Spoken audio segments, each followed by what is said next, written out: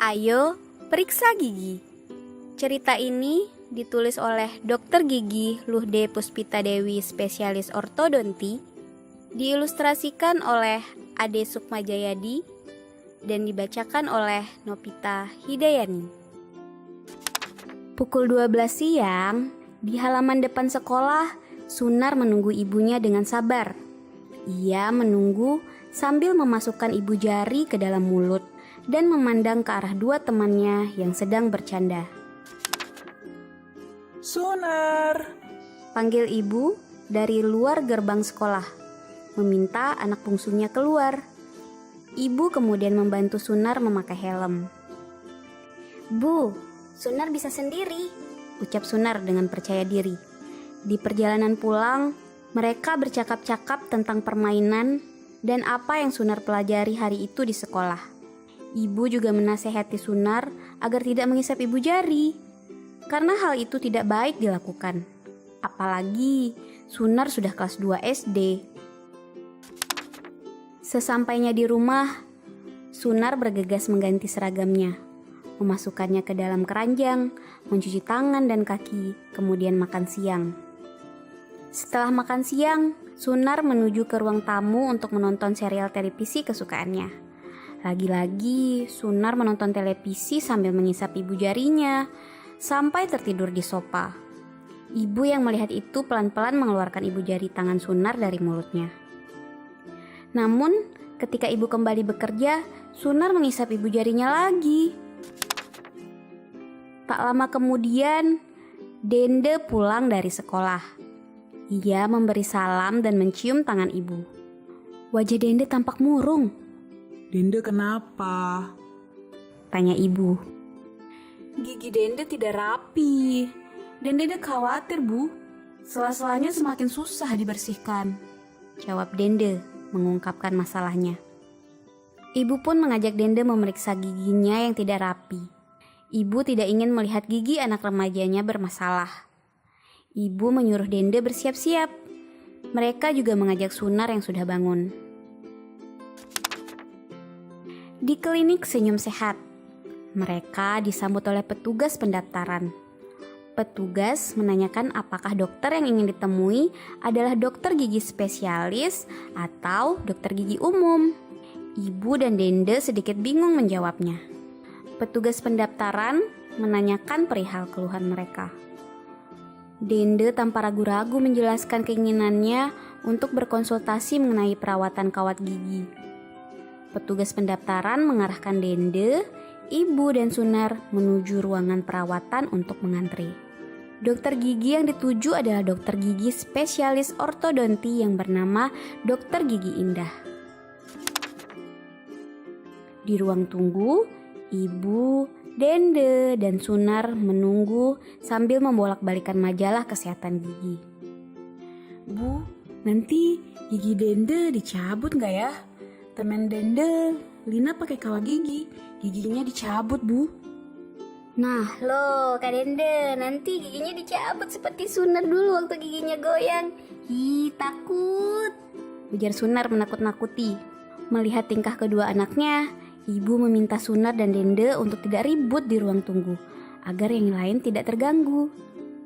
Ibu juga menyarankan Dende untuk mendengarkan apa kata dokter nanti. Dende! Ucap seorang perawat gigi memanggil. Dende, Sunar, dan ibu masuk ke ruangan pemeriksaan. Sambil mengisi kartu pemeriksaan, Dokter Indah menanyakan keluhan Dende. Dende menjawab dengan semangat. "Dokter, di sela-sela gigi saya sering terselip sisa makanan." Dokter Indah mengangguk dan meminta Dende untuk duduk di kursi gigi. Dokter Indah mulai memeriksa keadaan gigi Dende. Setelah diperiksa, Dende langsung bertanya kepada Dokter Indah. Apakah gigi saya akan dicabut, Dok? Teman sekelas saya ada yang memakai kawat gigi dan giginya dicabut. Soal gigi dicabut atau tidak, harus dilakukan pemeriksaan lengkap dulu ya, Dende.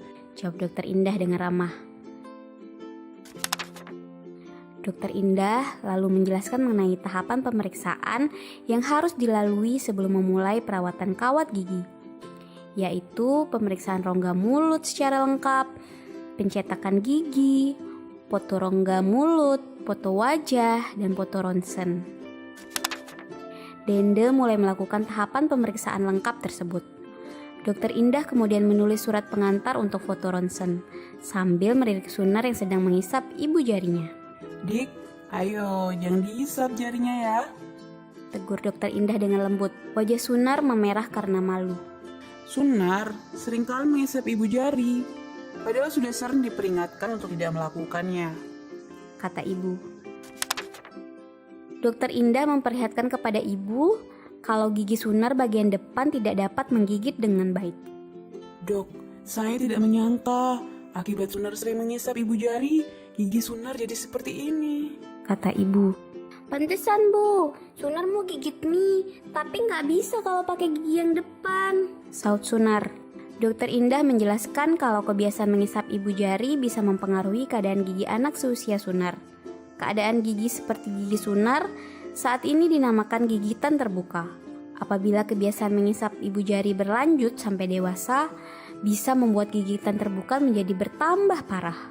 Selain menghisap jempol, ada berbagai macam kebiasaan kurang baik yang dilakukan anak seusia Sunar, seperti bertopang dagu, menggigit kuku atau pensil, bernapas melalui mulut, mendorong gigi depan menggunakan lidah, dan lain-lain.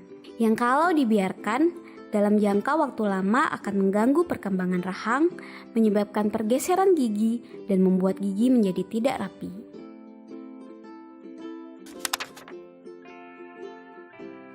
Penjelasan Dokter Indah mengingatkan Sunar tentang kebiasaan teman-temannya. Tante dokter, teman Sunar, Atar sering menggigit kuku kalau di kelas. Lalu Aska juga suka meletakkan tangan di dagu kalau sedang mendengar penjelasan Bu Guru. Besok Sunar beritahu ya, supaya mereka nggak melakukannya lagi. Ibu, Dende, dan Dokter Indah tertawa mendengar perkataan Sunar. Apakah Sunar bisa dirawat giginya seperti Dende, Dok? Tanya ibu. Oh, bisa Bu.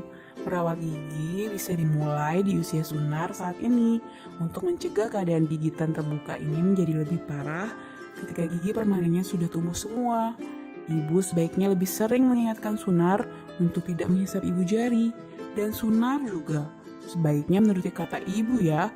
Kalau setiap hari Sunar bisa tidak menghisap ibu jari, nanti dikasih hadiah oleh ibu loh. Seru kan?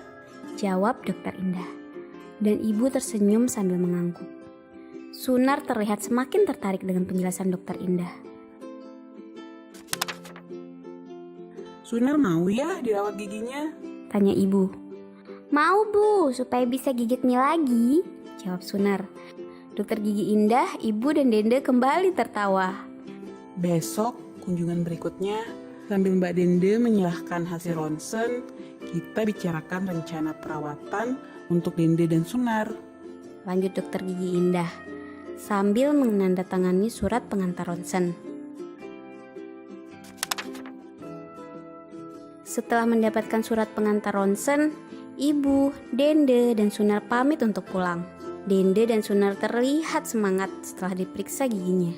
Hore, setelah ini gigi Sunar bisa bagus lagi, seru Sunar. Sunar harus ingat, ibu jari harus jauh dari mulut, kata ibu mengingatkan. Sunar mengangguk dan berjanji untuk tidak akan melakukannya lagi. Halo semuanya, terima kasih sudah berkunjung ke channel Esensi. Jangan lupa untuk like, silahkan tulis komentar, dan jangan lupa untuk subscribe di channel ini. Terima kasih.